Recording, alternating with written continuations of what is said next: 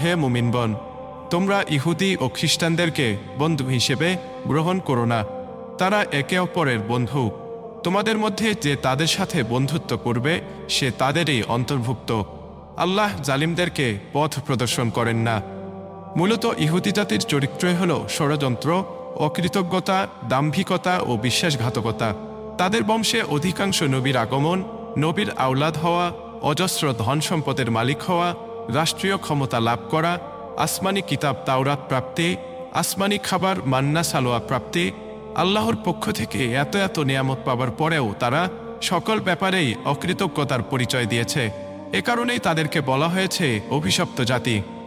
অভিশপ্ত এ জাতির পতনের ব্যাপারে হাদিসে স্পষ্টভাবে বলা হয়েছে, কিয়ামত ততক্ষণ পর্যন্ত সংঘটিত হবে না যতক্ষণ পর্যন্ত মুসলমানরা ইহুদিদের বিরুদ্ধে যুদ্ধে জড়াবে এবং চূড়ান্ত জয়লাভ করবে।